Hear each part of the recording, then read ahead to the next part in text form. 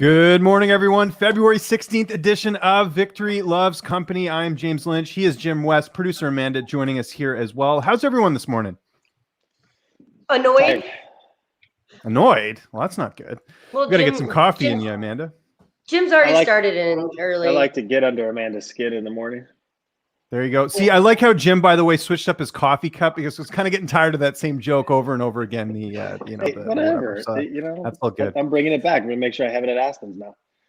But people don't want to hear about our morning. We got to, Amanda, we got to talk about our guest here quickly. We're not going to bring him in right away, but we got Anthony Fluffy Hernandez on the show, and great insight here today because obviously huge upset win at UFC 258. We got Jim West talking about the game plan of what went into that fight. So you guys are getting something a little bit extra here today. It was a huge win, one of the big talking points. And there's actually a lot we got to unpack from that card, but the main focus of today will be talking about Anthony Fluffy Hernandez's win. But Amanda, you were going to say something. I interrupted you there. No, I was just going to say, you have that tequila drink, as I saw on your live stream after the fight. But we need somebody. I need some cold brew. Cold brew. Yeah, I'm the cold same brew. way. Yeah. So I need a cold brew sponsorship. It's That's my cold next outside. You were funny. You were funny because I went on between the rounds and was typing as Victory Loves Company, and it just kind of get everybody's thoughts. And but then I went on after the fight, and there was a totally different James. It was so I had to get rid of a little backstory on that. I had to get rid of that stream because I didn't realize that I had drank that much after the fight. So we did kind of like a fun live stream. It was cool. We had a bunch of different people on throughout the evening. But I went back and watched it, and like literally the intro to kick off the show, I was like, oh no. And then I took it down. I had to. It was too much. But I know a lot of people had fun. That's the main thing. Don't let my hair down too often, but that was a rare instance when people got to see me sort of out of the broadcast here, so to speak, right? I think maybe what we'll do, James, from now on is just get you a wig, leaving your hair down, which is a long wig. You wear that. We need better dad jokes than that, Jim. Anyways, he's got the word. Probably a good time to bring on our guest here. Huge win, like I said, one of the big upsets. But if you watch this show, you know that we weren't thinking it was going to be much of an upset. Anthony Fluffy Hernandez. Let's bring him in, Amanda. Fluffy, how are you this morning, sir? I'm good. How are you guys? We're doing well. What time did we drag you out of bed this morning to get you to do this show, by the way? I appreciate it. I've been up since like 6. I like to wake up and get my brain going before an interview. Just so you know, Aspen wanted me to let you know first day that you're a bitch. Fuck you. Well, thanks for getting yourself out of bed here, Anthony. Congratulations on the huge win here. We got a lot to get into, but I think one of the cool things I wanted to sort of start with here, and Jim, I'll get you to sort of go into detail. You had a great post yesterday about the game plan going into the fight. If people have been living under a rock, Anthony was a huge underdog on the weekend, heading into that fight. I think you were the biggest underdog on the card, if I'm not mistaken. It closed as a plus 305 underdog, which was nuts. But Jim, the game plan, talk a bit about that and working with Anthony's other coaches and sort of, getting into what it was, that beautiful performance on Saturday night. Sure. Yeah. I mean, my job as the head coach, right, is to kind of be that person that sets up, okay, this is what I think the plan should be, right? And then it's my job to go out and find and bring the appropriate training partners, and then add the coaches that I think that are necessary for this fight. So we did that, bro. I think Kelly's been one of my close friends that I've trained with for a long time. Elliot actually competed against Rodolfo several times. Elliot Kelly's one of the best jiu-jitsu players in the world, Division I wrestler, etc. Kelly Anunson, who runs as head coach of Combat Sports, who we cross-train with all the time. We actually manage a lot of his fighters. Also, Division I wrestler, jiu-jitsu black belt, just a big, strong guy who was teammates with Rodolfo for many years. And then Shaylor Ladd, who's a 205er. It's Aspen's younger, huge little brother. Also, it was a very good high school wrestler. So we brought in all the necessary pieces. Right? I bring in a plan, and then I give it to the coaches, and then they provide feedback. Like, hey, you know what? I think it's great, or hey, maybe we need to make an adjustment here, et cetera, and then we continue to formulate in unison from there. I mean, to make a long story short, look,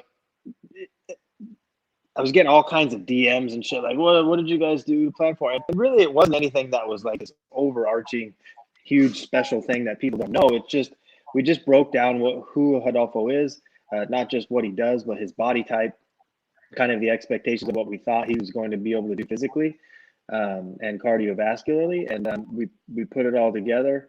We knew Rodolfo was going to get tired. And what's the hardest thing to do? It is to wrestle and then hold someone down who doesn't want to stay down. So if you noticed, even in the beginning when Anthony was in some compromised spots, you have to assume to an extent that he was possibly going to get into those positions, right? Like to think that it might not happen would have been naive and stupid on our part, right? So, but those positions he was accustomed to, he's used to being in them, and he stayed calm, did what he needed to do.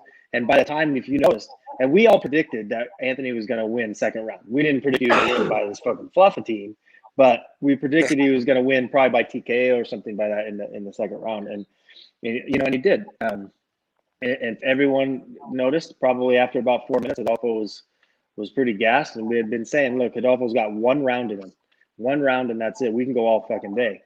So the plan was to keep the movement. Ultimately, Rodolfo would start to chase us. We'd be able to see his shot because it'd be coming literally, it'd be coming in a straight line, and it was easy to see. And you saw that. And Anthony started peppering him on his feet. He'd shoot from a distance. And before you know it, it's the beginning of the end. I mean, you have to take all those things into consideration. And then Anthony had to be trained appropriately, not just in MMA-wise, but strength conditioning with Lem at Game Fit, Coach Doug, our specific strength conditioning coach. They work together in unison to build not only strength, but to also put that strength and put that muscle endurance into those muscles. So it was just a team effort. We knew we might as well have been in Rodolfo's house for the last 3 months because we knew exactly what that fucker was going to do and how he was going to react. And I'm not surprised. Yeah, I mean, the one thing at Fluffy, I had post-fight interview, he's like, they didn't want me to grapple. We didn't want him to grapple. It's just it had to be in short bursts. It could have been like we're just going to play there all day. So it wasn't that we didn't want him to submit him. It's just it had to be in short bursts to make Rodolfo continue to move and have to deal with Anthony's scrambles and etc. I've been telling people for years, man. People always try to grapple with us. You fucked up if you continue to try to grapple with us. You've seen it over years. We don't get out grappled very often. See, I think Anthony finished the fight in the first round just so he wouldn't have to hear you complaining after the fight, Jim. So he got the win. Let's just enjoy it, okay? Let's not nitpick here. I wanted to ask you, though, you kind of talked about the preparation there, and I kind of wanted to sort of feed off that a little bit, Anthony. What's going through your head when, you're seeing that you're this big underdog and, people are saying that, this guy's the next big thing? Like, how did you feel going into this fight? Because I don't ever remember a fight of yours where you were such a big underdog.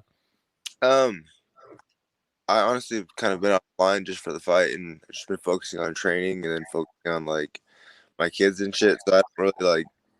So you didn't even know maybe that you were that big of an underdog? Did you know? No, I knew. I don't even know like betting like that. So it doesn't get to me, to be honest. It's just show up and fight. When you can hit a motherfucker, shit changes. So I knew that and I just go with that. Yeah. And like I said, I just keep it simple with my coaches and I did the easy part. The fighting is like the easiest part of the fight. The whole training and shit, getting ready for it is probably the harder part. And then my coaches handle that. So I don't do shit. For sure. And the other hard part is getting up, having to do media this early with us, right? So that's another tough part. We got to mention we haven't even talked about him. Shaler, you're joining us here. Great to talk to you, by the way. I've heard a lot about you. Anthony, how much of an asset was he in this camp? Because if people don't know, this is Aspen Ladd's brother. He's a giant. What is it? The big little brother, as they call him. How much of an asset was he for this camp? He's a pain in the ass. I'll tell you that. In a good way, yeah. You could tell. Yeah, no, for sure. He's a great training partner. He's fucking young, and he keeps like he kickstarts me because this little fucker likes to compete, and I'm like, God, can't let this little fuck beat me in practice. He's like pushing, and like he's been a great part of the team, and he's making his amateur debut soon. So if you guys can check that out, that'd be great. No, we certainly will. Shaler, what's it like getting to be a part of this camp and seeing Anthony get this humongous victory? Like, what did that mean to you, just knowing you were a part of that camp? It was awesome. Like, I've been working with him the past 3 months on this stuff, doing the Friday fun days. He comes home with black eyes a lot. Right. Well, that's good. As long as you mention it's Anthony doing that, not Aspen, right? Yeah. Yeah, exactly. But what's it been like going through like the entire camp with him and getting to, and I know you guys got to celebrate after the fight as well. I saw some videos, man. Looked like he had a good time. So what's that been like? He lost part of his life. Yes, he lost his life.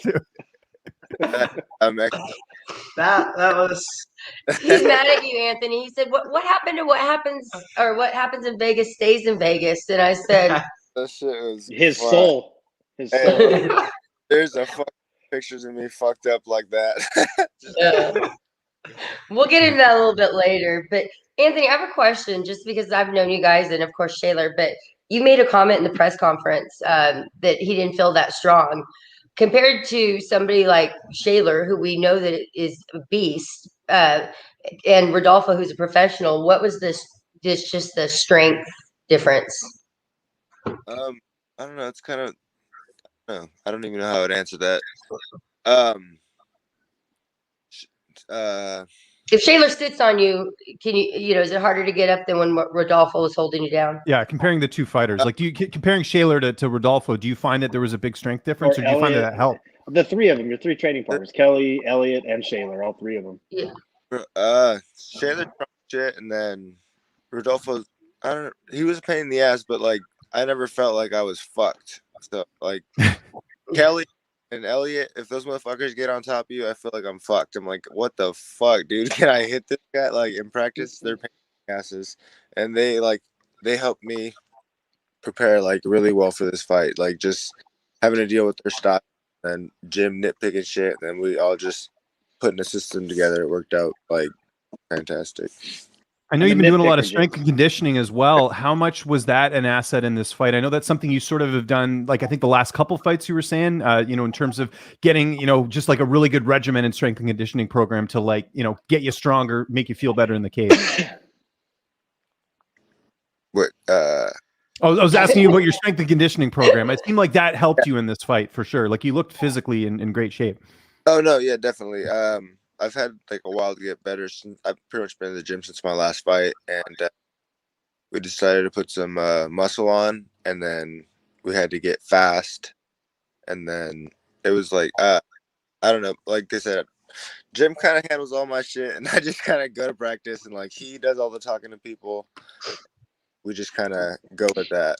So how it worked was, I would just coordinate with everything, right? So you have Len, who runs Game Fit in Sacramento, and then you have Doug Casebeer, who runs our strength conditioning for MMA Gold. So Doug worked on really building Anthony's body back up, building that muscle, putting 6 to 7 pounds of muscle back on Anthony's body, onto his frame, and then Lems was in charge of taking that muscle and making it fast and have endurance, right? So it was a total team effort. At the end of the day, it's not about any of us, it's about Anthony. So, and my job is to coordinate that, and if people are fucking off and not doing the right thing, then it's my job to kind of call it out as well. So it was kind of that whole thing. No ego. We just put in the work, coordinated, and the results are what you saw on Saturday night. Who taught you the Fluff-A-Team? My dad. He learned it off YouTube and showed it to me, and then really, yeah, that's awesome. Dad must have given you a nice compliment after that fight, then. Probably for sure. That's interesting. And then the other thing I was going to ask you too, like Dana White calling you about the bone, like what was that like, man? That must have been awesome. That was dope as fuck. I was like, oh yeah, definitely. We're doing. Hold on, guys. I got something for you. What happens tonight? The roof caves in and the greatest place out. We're getting 50 grand for that.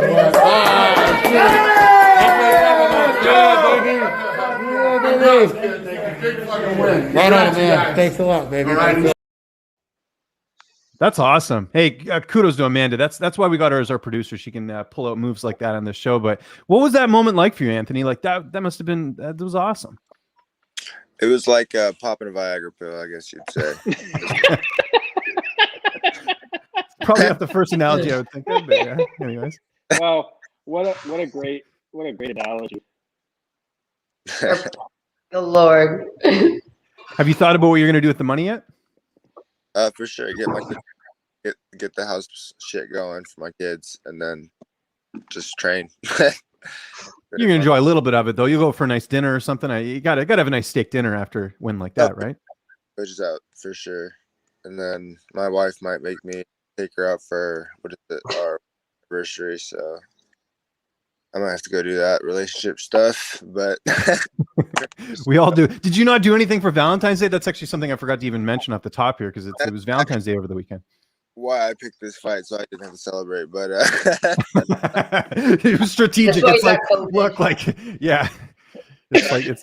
I was like, I don't really want to celebrate Valentine's Day. Let's go with this day, and they made it happen.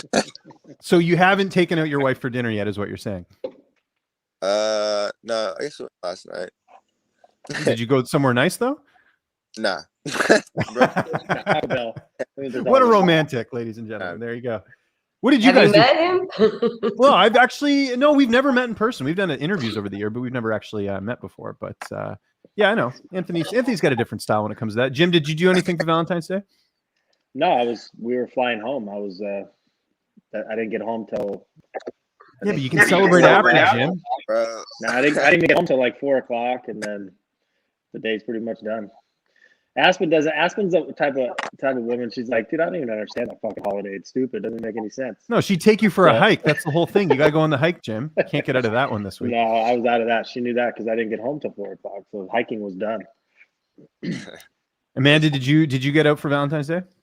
I mean, I did, but I wasn't really happy with my partner.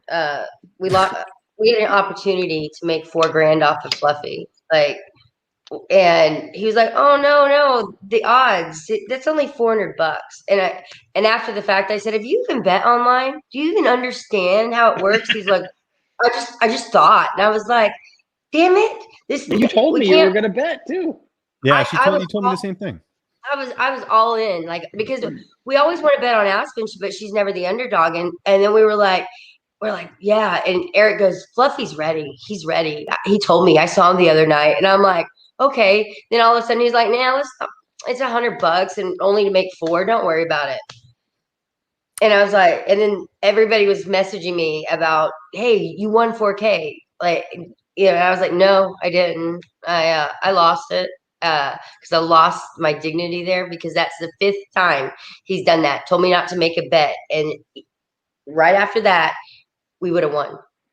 You guys know how betting works, right? I'll quickly give you like a quick explainer here. So basically, let's say Anthony was the favorite in the fight. He was minus 150. If you bet $150 on Anthony, if he was minus 150, you win $100. Conversely, if you're the underdog, so in his case, he was plus 305. If you bet $100 on plus 305, you win $305. That's basically how it works. So does that make sense? Yeah, and then also if it's a win by submission, right? Yeah, the prop. Yeah, you're. I don't know if you knew this, Anthony. Your win by submission was like plus 3,000 or something crazy like that, because he's a jiu-jitsu guy, right? So I think it was like if you bet $1 on plus 3,000, you're gonna get I think it's $30 or something out of it. That's crazy. Yeah. So there you go. A lot of people owe you some dinner there, Anthony, for because you did your part, right? You got the big upset. Didn't people slide into your Venmo, Ant? Didn't they send you some cash in the Venmo? A couple of my homies hit me with, they're like, "Bro, you just made money." I'm like, "Fuck yeah." How much did you get? I think it was like $300 something. What? That's awesome. Nice. Fuck yeah. That's good. Appreciate it. Did you have anyone messaging you saying that you won? Like, did they won like a crap ton of money? Anything crazy? I'm still going through my messages. There's like way too fucking many. But I've been trying to get back to people. I'll keep chipping at that. But yeah, it's crazy how much people bet. Sorry to interrupt. Puna Soriano, who I know you know, he had a buddy who bet on his fight when he was the underdog. I think they won almost like 100K or something like that. It's like, I don't know if I know it's insane, some of the money that people can win. That's crazy. Yeah. Wow. Also, we got I got to quickly mention Clint in the chat, who I did the podcast with last night. He says, "Let's go, Fluffy." He bet you on by submission, so he's a happy camper this morning. So shout out to Clint in the chat. Yeah, he won pretty good. The prop was too good, right? I mean, plus 3,000, like that's like boxing odds. You barely get anything like that, like if you're a huge underdog. But got to look at the tail of the tape as far as I'm concerned, because you had some good wins, Anthony. I don't know why you're such a big underdog there, but we'll see. What else can we talk about from this fight? Oh yeah, so we talked a little bit about the after the fight. What did you guys get up to? Shaler obviously had a rough night, but was it a rough night for you as well, Anthony? He's I wasn't that drunk. I just got threw up on, but whatever. That's good. Shaler threw up, he must have thrown up 30 times. Then he threw up on Anthony, so he had a blast. Of course, I'm not really tripping. Like shit happens. I'm pretty sure first time partying with a Mexican, so you learn the hard way sometimes. What's your drink of choice? I'm Mexican, so like I really don't have one. I just once I start drinking, I just fucking send it all. See, I'm a tequila guy. I love tequila. Although that's not what I had on Saturday, man. I actually had a combination of tequila and the Pink Whitney, which killed me. So that was not a good idea. You guys know what Pink Whitney is? It's this drink that Barstool makes. It's like vodka and something else, but it's strong. And I forgot how strong it was. I just in my head thought, hey, it's like a mixed drink. But no, I had a lot to drink on Saturday as well. So it happened. You're funny. I know. That's what everyone said. So as long as I was entertaining, I did my part, right? So there we go. What's the plan for the rest of the week, Anthony? Like, is Jim giving you some time off, or do you have to go right back in there? Are you going to hear about it if you don't go to the gym? They told me to take this week off, but I'm fucking so bored. I'm so fucking bored. I don't know what I'm gonna do. I'm probably just Are you not a gamer, man? Like, do you not have stuff to do? Like, do you game at all or no? Sometimes, but I don't even have like Wi-Fi out here right now, so nah. You're on mobile data? That's you need to. He's off the grid, James. Right, Like he likes that life. No, I know. I remember how many interviews have we done where the connection's been bad? It's been a few, so we've trucked through it though. It's all good though. You probably like your peace and quiet though. No, straight up, yeah, I do. I'd like to be less in the boonies. Yeah, just that way. And plus, I got kids, and those fucking kids have a lot of energy. You just gotta let them go. How old are your little ones now? 2 and 5. Gonna be 5. Nice. Yeah, they're getting big. My little guy's 3. He's probably going to get up in a little bit, but I think my wife's holding it down right now. What else in terms of the car? I mean, should we talk about some other stuff? Is there any other stuff? One thing I forgot to mention, obviously. What's next for you, man? Like, when are you looking to get back in there? Who are you looking to fight? I'm still waiting for to get my hand checked out for an X-ray, but I really don't give a fuck who I fight. I trust my team to make the adjustments for me, and I think I can beat anyone, to be honest. Do you think that gets you like a top 15 opponent, or do you think you need another fight in there? I really don't know. I don't. Like I said, I don't give a fuck. I'll fight whoever they give me. Then we'll go from there, I guess. And you said it was your hand that was bothering you in terms of the injury? Yeah. I want to get an X-ray on that, make sure it's not broken, and then go from there. What about you, Jim, Coach? who do you want him to fight? I was just gonna ask him. Yeah, is there any idea when you want Anthony back in there, or who you want him to fight? Well, I mean, he's got his hand, so we got to figure out kind of what the fracture is, and then let's just say it's a basic fracture. You're 6 weeks from that. You need some time off. You know what I mean? The UFC always likes to, push with that momentum. You know what I mean? You have a huge win. Let's get him back in. Let's get him. But you know what? We don't really need to do that. Kind of let him reset. Obviously, get his hand healed. Maybe this summer. That's what I was thinking. Kind of time wise. Yeah. And the division could be different by then in terms of an opponent, right? Yeah, and hopefully, maybe by then we get some fucking fans in the state in the place. Yeah. Well, Dana said they're trying to do that. You know him. He wants to get like, I know, for example, and I know there's a lot of stuff happening right now, but like Texas, I know they have fans. Florida, a lot of Utah, dude. Well, not right now. All they're like Louisiana, all those things. But I did see Vegas, March or April. The shows are starting to come. I think it's April. The shows are starting to come back. Like La Rev and like the Cirque shows and things like that. I think they're going to 50% capacity. So. So Vegas may be the spot, maybe this summer where there's going to be, maybe they'll blow out a huge at the Allegiant, the Raider Stadium or something, in the summer for like McGregor, Poirier 3 or John Jones, Ngannou, Stipe, whoever wins that. You never know. Should be interesting. There's a lot of other things that happen on the card. Curious to get everyone's thoughts on this. The main event, we had Kamaru Usman getting the finish on Gilbert Burns. I was super impressed with Usman because most of the time this guy ends up winning a decision, but he went out there and he finished a former teammate. Were you expecting that, Jim, in terms of the result? I thought Usman was going to win, but I wasn't expecting a finish in I think it was the 3rd round. No, I think I can try to remember when we spoke about it the last time. We all thought Usman was going to win. I thought it was going to be more of like the Masvidal fight when they fought, and Usman was just kind of making Masvidal carry a little bit, kind of just make it a grindy type fight. But, there's a reason why Usman's won 13 or 14 in a row, and Yeah. Fluff, did you guys get to watch the fights after, or you were doing press and shit? Yeah. No. So have you gone back and watched any of them? No, I haven't. I don't. Doesn't like get me excited. That doesn't. So I really just don't give a fuck. I just kind of go with my shit. Yeah. Yeah. Do you watch fights in general, like, or do you just like? I guess unless people invite you over, but you go to your way to watch fights, or no? No, but I mean, if there's an 85 on the cards, I have been watching more setting. But no, I got a life, bro. I got kids, so I'd rather do that like type of shit. Just enjoy my life. And go hiking with Aspen? Yeah. Not hell no. I go way too far. My leg fucking hurt after this shit. No, it's fun as fuck though. Those hikes, but god damn, like your legs, my legs always fucking hurt after I walk on Aspen. When you're hiking with her, is it kind of like, hey, are we almost done here? Like, have you said that probably like 50 times? And she's like, oh no, just another 2 hours or something. No, that's not what she says. And Fluffy can be attest to this. What she'll say is, we're going to go around the block, or we're just going to go down to this lake. And yeah, that's 12 miles later. And then when you think you're done, she's going to be like, there's another lake, like a half a mile right down. We might as well hit that. And then she'll go, oh, and since we're over here, we should just go, and there's another one. We call it getting aspened. Aspen's turned into a verb. It's called getting aspened, and everyone knows it now. Like, because she bamboozles you. You think you're like, oh yeah, remember that one Anthony we went on? We're like, how the fuck are we going uphill both ways? What the hell happened? What the fuck? I was so confused. It's like, bro, this is like scientifically not make fucking any sense.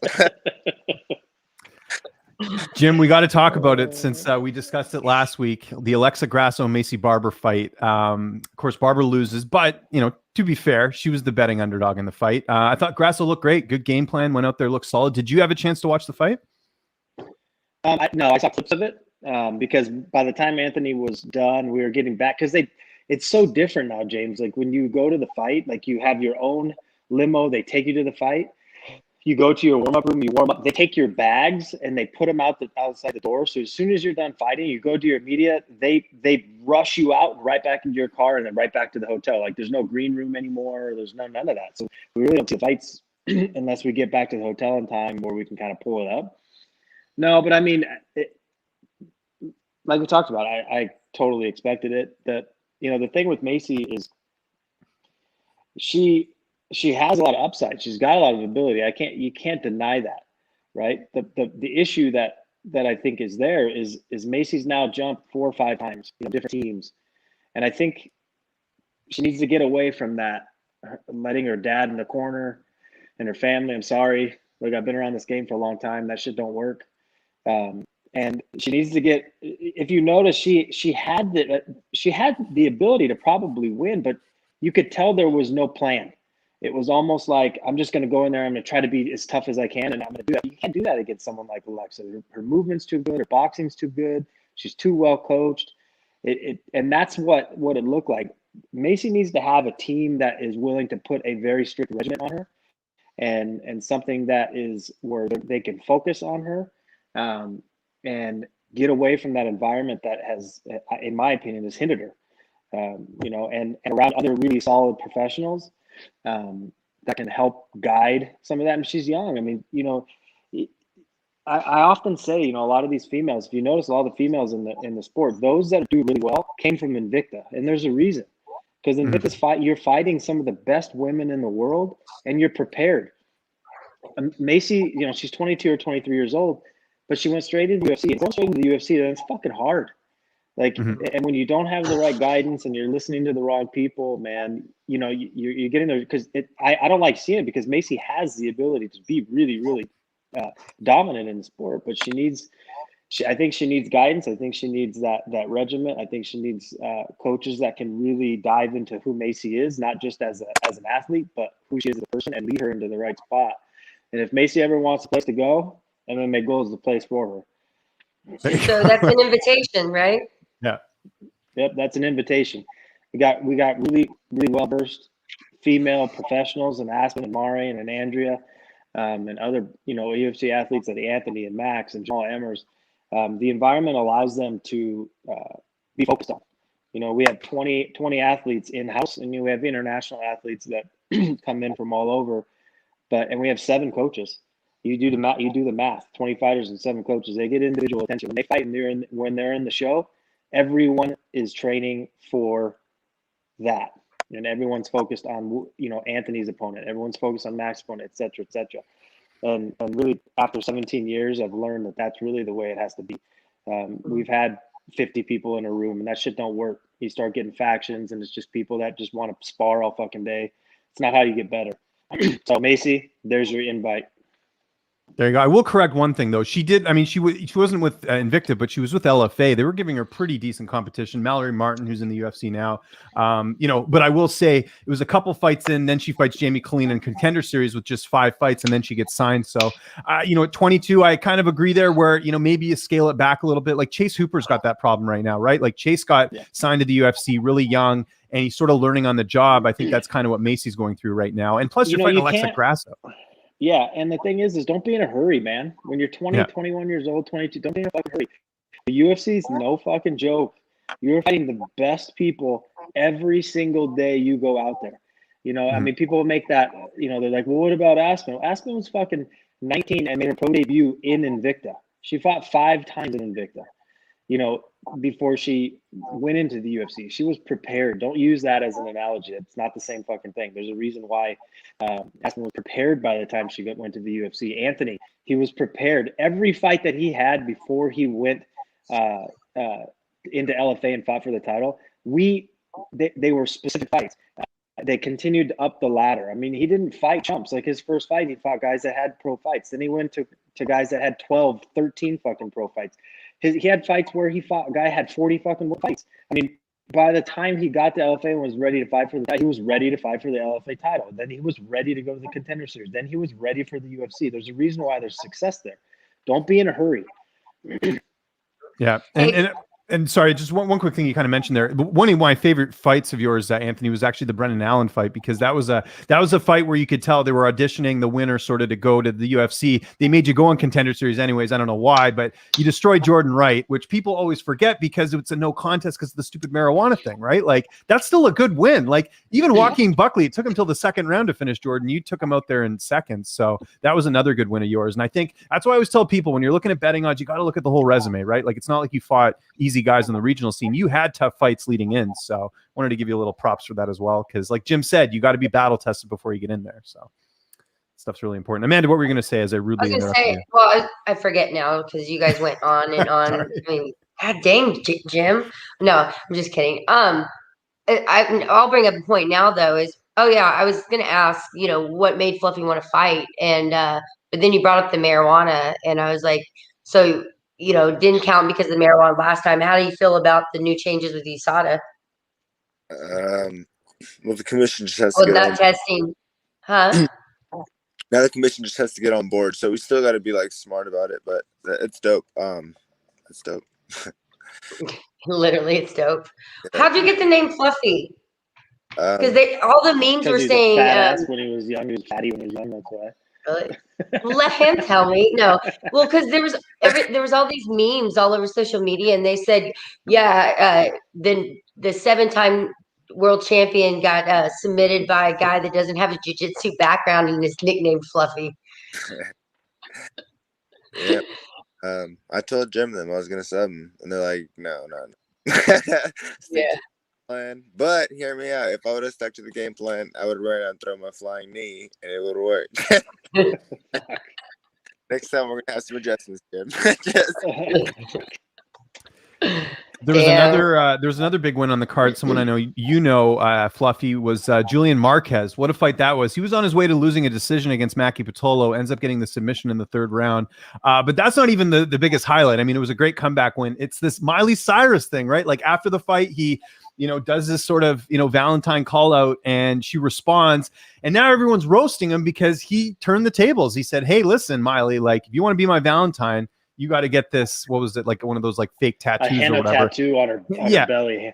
Like, yeah, the so I want to get your guys' crisis. thoughts on this because I have my opinions on it, but everyone's been trashing Julian, saying, has this guy ever had a girlfriend, whatever, like people saying he fumbled the ball. What did you guys think of this? Anthony, you don't strike me as the guy to even pay attention to something like this, but is it something you knew about? No, but shoot your fucking shot, bro. You only get one opportunity. Why not? Send it. Jim, do you think he fumbled? Yeah, I don't know, man. I think he probably should have just went with it and shaved the what is it, MC into the hair on his chest. I think he might have overstretched because he shot his shot and he made that shit. And then he was like, well, I'm gonna add a little bit more. I think he might have screwed himself. I don't know. We'll see. I don't know, Julie. I'm sorry, man. You might have overstepped. We'll see. So his co-host Kendra, who was on our show a few weeks ago, said no, he played it perfectly because you know what, she's gonna probably like him even better because he just didn't, accept anything. He's trying to show that look like, and I thought he was being funny about it. I think people got this wrong. I think Julian did the right thing here, which is you don't just grovel to whatever opportunity you have. Yeah, he might have lost it, but he's also showing Miley Cyrus, one of the most popular celebrities in the world, that hey, Julian, I'm a popular guy too. I won my fight on the weekend. I think it's good. You turn the tables a little bit. I think if you're too easy, I mean, Amanda, the only woman on this panel here, Amanda, we have. I'm curious your thoughts, but I think you got to be a bit of a challenge every now and then. I agree. The fact that I told him, I said do it. I messaged him, and but then the fact that he turned around and responded that way, you as a female, you kind of look at it and you're like, all right, I see you. All right. And and that'll probably play out, on not in front of everybody, but all of a sudden she'll show up with something. But that's her move to make. Yeah. Right now it's fun and games, but if she's serious, obviously she was watching. It piqued her interest. From a marketing side. Now, if people are going to be like, "Who the fuck is this guy?" and click and follow, so it raises his visibility. Yeah, no, it does. I thought he played it well, and I love, by the way, that like MMA Twitter turned into like MMA relationship expert Twitter. It's like all these takes, all these people. I'm just like shaking my head. It's like you guys know nothing. Like Julian, trust me, Julian's in a good spot here. Like I think nothing wrong with playing a little bit hard to get. A funny story. I'll mention this quickly. So when my wife and I we had our very first date, I actually had to reschedule because at the time I was working at a company. One of the guys was leaving. It was kind of like a last minute thing. He's like, I'm doing a going away party. So I told my wife, I said, look, my now wife, at the time we were just starting to date. I told her, I said, look, like, I'm really sorry. I got to postpone this. This just came up. I might not get to see this guy again.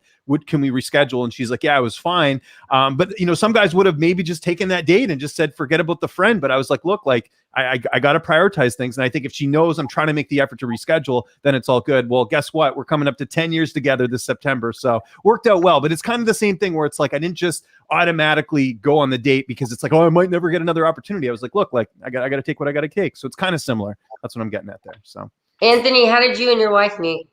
Did you shoot your shot? She was in my DMs. Really? She's hot, dude. And she is what is she trained in jiu-jitsu? Or is it Taekwondo? Yeah. Yeah. She should fight for real. Jim's working on that. I'm working on the angle. She's got some skill in there. Yeah. She's feisty. How long have you guys been together, Anthony? Why you put me on a spot like that? I think you just ballpark it, I think married, we're going on 5 years, and nice. Maybe dating. I don't know. I don't know how long we've been together for, to be honest. My son's almost 5, so actually 5 years. Yeah. Just before that, about 5 years. Yeah. So you got married in what, 2016, 2015? Because I got married in 2015. That's what made me think of that. So anyways, don't want to put you on the spot there, man. That's not what we're trying to do here today. What else happened on this card? I'm just trying to think if there's any other sort of notable things from UFC 258. Yeah, I mean, you were a big highlight, man. How about the other middleweight fight? Curious to get your thoughts on that. I know you probably haven't seen it, but Gastelum and Heinisch. Gastelum getting a much-needed win here. He had 3 losses going into that one. I don't know if you've ever trained at all with him. He's a Cali guy. What'd you think of that? Congrats. I didn't see it, to be honest. No worries. And I take it, Jim, you didn't catch it either, that fight? No, it sucks. Like I said, we don't get to really watch it. They should give you guys a copy of the pay-per-view, especially when you compete on it. That's the least they could do. Be like, here's a code or something.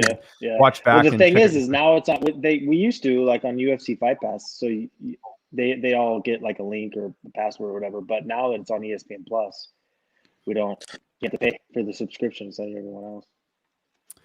What do you think, Amanda? Maybe some time to get some questions here from people, and then we can talk about Jim's big fight. We got Jamal Emmers fighting this weekend as well, right? So, is there anything we want to get to in the chat here? I'm just looking here. There's not a ton. We'll throw it out there, Anthony. Well, let's talk about Anthony. So Anthony's got some local companies that got behind him, and he wants to give a shout out to. I know Humble Root's one of them, but Anthony, you wanna shout out to them real quick while I see if we've got some more questions coming in. Yeah. Humble Root, Sword. Why am I drawing a blank? Fuck. Oh, you put him on the spot, Amanda. Way to go. Yeah. No, but like on that topic though, like how important are sponsors, especially when, like in your case, I know, it'd been a bit of a layoff coming into this fight. I know there's a bunch of reasons for that, but like how important are sponsors just to get through camp, pay those bills, all that, right? It helps out a lot. That I was able to like travel to Reno and get some altitude training, and like they helped out a lot. So like some local spots, basically eat local and support them because they support me too. And without them, it made it a lot harder because I don't live close to the gym. I live like an hour 30, depending on traffic. Are you really an hour 30 from the gym? Yeah. Is he late all the time? No, he's never late. There you go. So you can use that as an excuse for if anyone's late at your gym, you can be like, look, Fluffy lives an hour and a half away and he still makes it. Trust me, I'm always on people's ass. So give me a fucking break. The guy who's the latest all the time literally lives probably 2 miles from the gym. I'm like, dude, how does that? It doesn't even make any sense. Yeah. Got to be on time for sure. But yeah, and I'm sure those businesses too, like they've suffered as well because of the pandemic, right? Like having to adapt. And I know in California, the stuff's like really, on lockdown in a lot of cases. So it must be cool that you still have sponsors supporting you through this tough time, right? Yeah, Osaka Sushi is one of them. They helped me out, and like they have fucking amazing sushi and shit. I was actually there last night, and he got me hella fucked up. That's why I woke up at like 6 because I felt like shit this morning, and I was like, I'm not sure if I'm gonna throw up before the show or after. Even better. Look at this. You get up early. You're hungover. You're still doing the show. I appreciate it. That's good. What's your go-to for hangovers? I had a few things that I had to get into on Sunday to just get me through the day. So I got super baked this morning. I'm not gonna lie. That helps too. That helps. Can you travel with that? Like, if you go from California where it's legal to Vegas, I mean, I think it's legal in Vegas, is it not? It's legal in Vegas, yeah. But you can't take it on the plane. Pretty sure you can. I think you can check it, right? Like, I don't know. I mean, like Texas is not where I'm from. In Texas, not legal. I think if you put it in like a plastic bag, and it's like a certain amount, I think you're allowed to. It's no different than like a liquid. I think I could be wrong on this, but the only place that I know, like when we go, is like when we have been to Abu Dhabi several times. Dude, they're so strict. Like you can't even bring vitamins. It's crazy the amount of stuff they sent. Like you can't have this, you can't have that. Like man, that's wild. Y'all want to hear a funny story? So sure. I packed Shaler to go on this trip, and this kid sweats, stinks. Like, so I wash his clothing with baking soda. And so as he's getting ready to go, I fill up a gallon bag, like Ziploc bag of baking soda. And I said, hey, they're probably going to stop you for this because it's white powder and you're going to Vegas. I said, I'm going to go ahead and write this. I said, just don't freak out. And so I asked him when he got to Vegas, I said, they stop you? He's like, no. Sure enough, he gets home. I'm cleaning out a suitcase. They went through the security. There was a little note saying that your bag's been checked. The little shit didn't wash his clothes all week long either, though. No, I got him. I made him. No, and then he put the pants that he threw up on. Well, that's different because he left the hotel. Well, hold on. I saw the video where Mike Guy, your boxing coach, Anthony, said, throw those jeans away. Well, so he gets home. I said, you didn't throw those jeans away, did you? You put them back in the suitcase with all your clean clothes. So now I've got to rewash all your goddamn clothes. And sure enough, that's exactly what happened. I blame Anthony for that one. Fuck, dude. He's a good kid though, but he growing pains. We've all been there. I've had plenty of nights, where I've not made the best decisions. Anthony, what's the worst night you've had post fight, like after a fight, like whether it's drinking too much? Have you ever had like a bad night? Any come to mind? I usually don't remember, to be honest. There you go. I got a story. Jim, has he I ever got had a bad night? No, but I got a story about Anthony. It's still one Okay, of the let's- funniest times ever. So it's let's hear it. Aspen's second Invicta fight in Kansas City. She was fighting Bobby Cooper.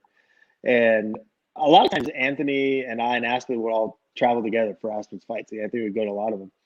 So Anthony was in our room. So it was us three in one room. And Mike, Aspen's boxing coach, and Anthony's boxing coach, they all went out. Mike, Fluffy, Aspen's dad, they went out and terrorized Kansas City. Like I'm surprised it's still standing. So I wake up. It's like 2:30 or 3 in the morning, James. Right?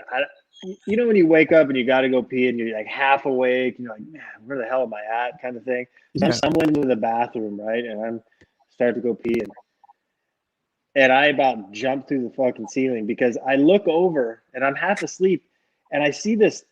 It's like the shadow in the bathtub, just knocked out in the bathtub, like half dead.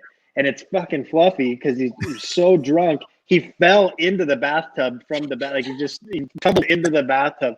Dude, it freaked me out. And then I realized it was his ass half dead in the bathtub. I'm like, oh my God. Yeah, that was. And then I just left him there. That's crazy. And of course, no stories with that. Sorry, go ahead. That trip, James, they were climbing scaffolding, like climbing buildings.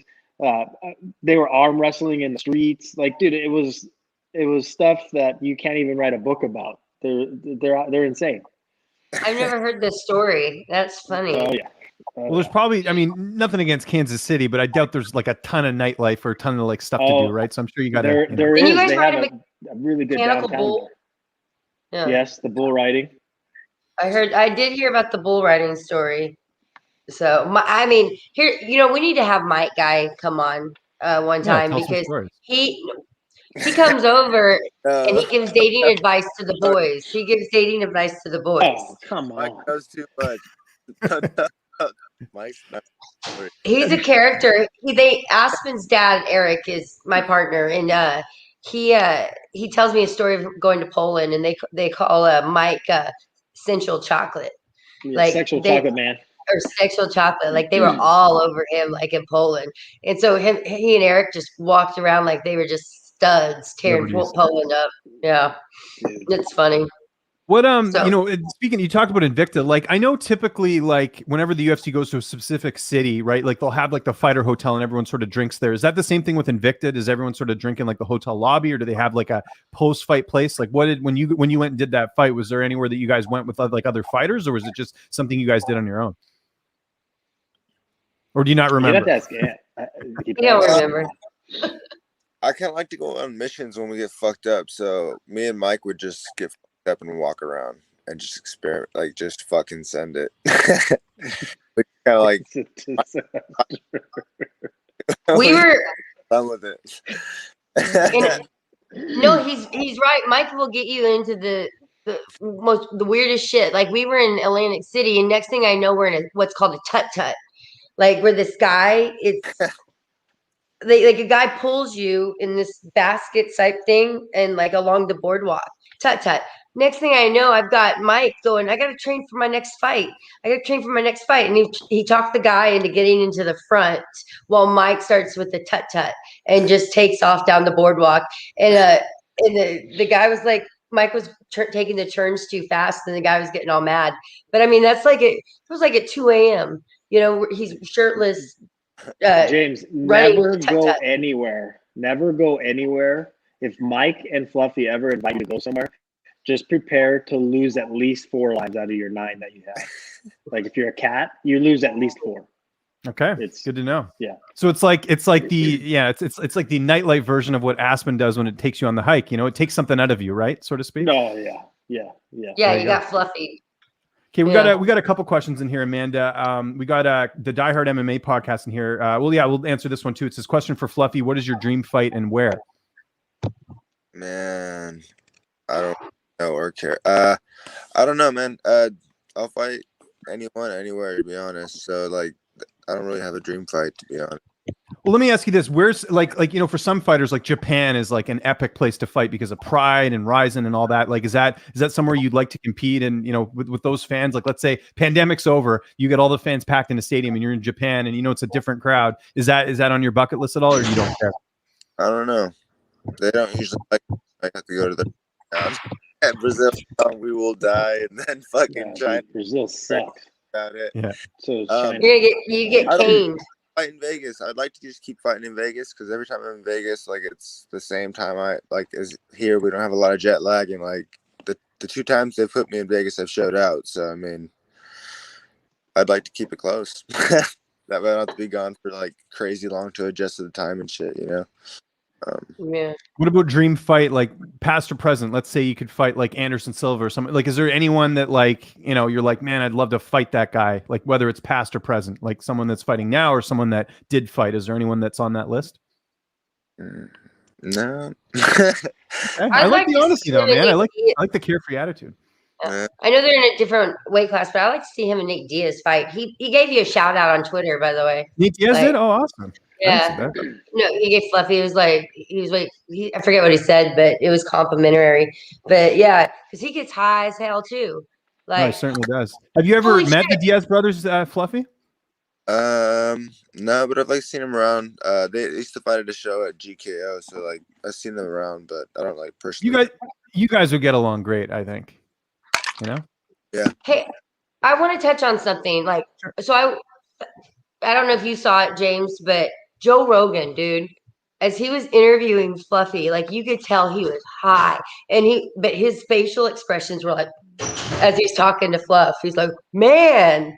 I mean, have you seen that, Fluffy? Like the replay? I never saw the clip, but I mean, it wouldn't surprise me. Joe Rogan is, he loves the green stuff, right? So yeah, good on him. Oh, and speaking of that, Jim, you had a good showing. You're on national TV. Hey, look, man, I had an itch, and the fucking boxers were riding up. I had to get them.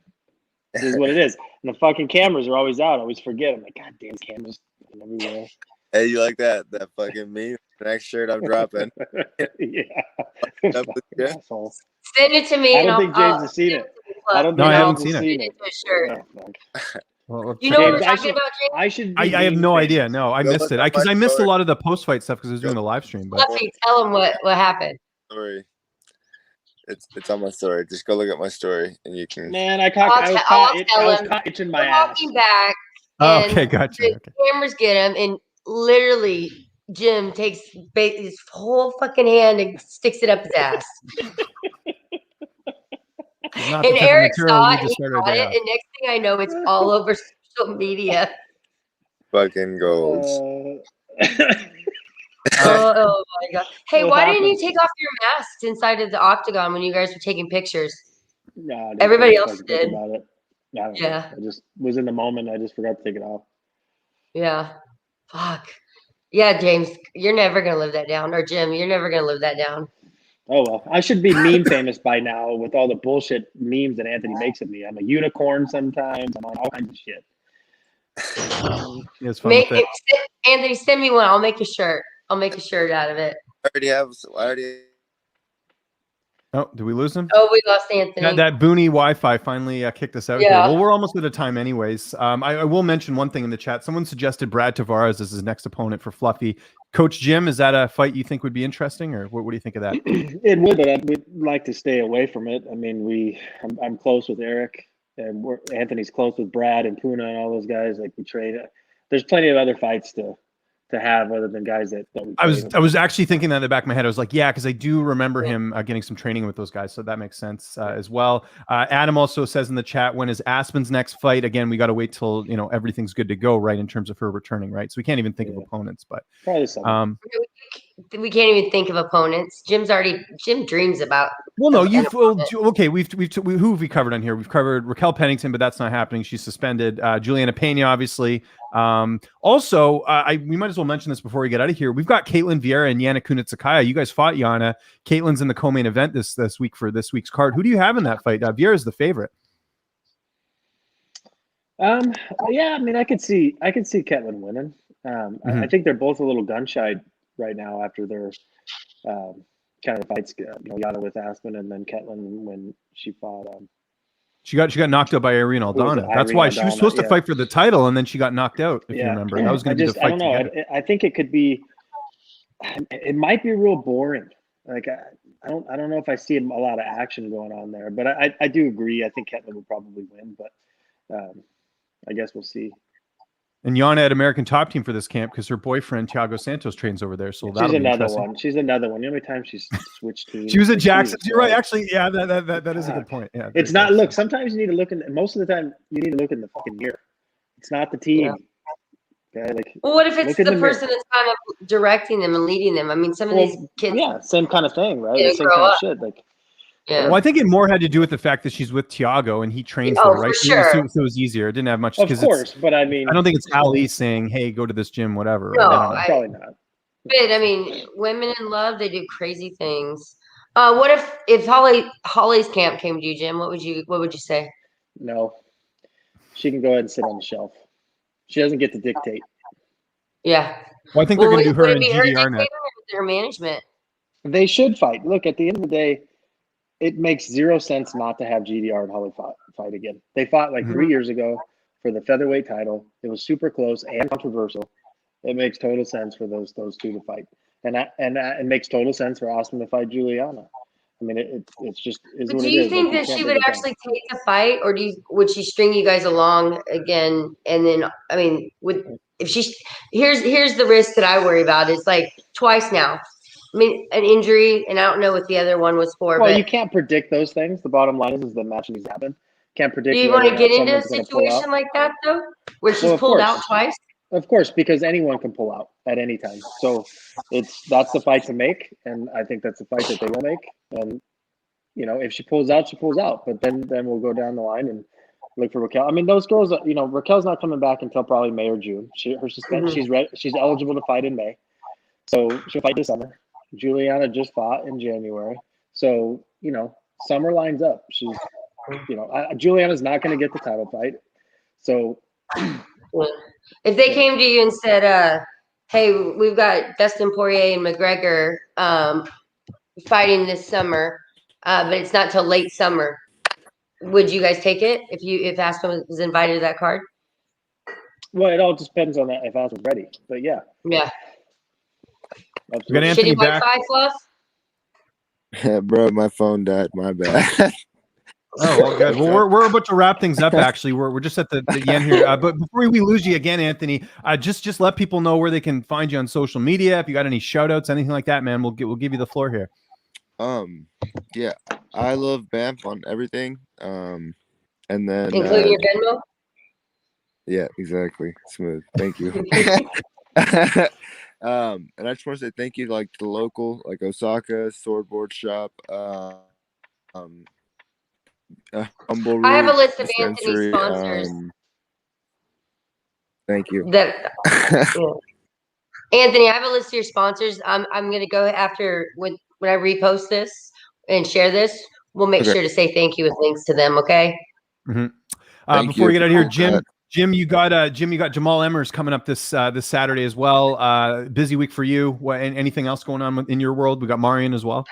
Yeah, Jamal this week, and then Marion next week, and then Max in March. So yeah, a lot of 3 big wins coming up. And everyone knows you can get a hold of me on Twitter and on Instagram at Lynch on Sports. Same thing with YouTube, youtube.com/Lynch on Sports. A lot of interviews for this card coming up here on Saturday. Did 18 interviews for this card. So you guys are more than well prepared for this one. Anthony, thanks so much for doing this, man. We'll be back here next Tuesday doing our show, 7 a.m. Pacific time, 10 a.m. Eastern time. Give us a like, hit that subscribe button. We do the show every week, giving you guys something a little bit different in the MMA world. Get some good stories. Like, look at this. When are you going to get a story about Anthony Hernandez, throwing up and falling in a bathtub? That just doesn't happen on every show. So that's incentive enough to tune into this show. Or his own personal video with Dana White. Exactly. You're going to see that stuff. So good time to get out of here. Producer Amanda, I'm James Lynch, Jim West, Amanda England, Anthony Hernandez. Thanks so much for doing this. We are out of here. Hope you guys enjoy the rest of your Tuesday. Thank you.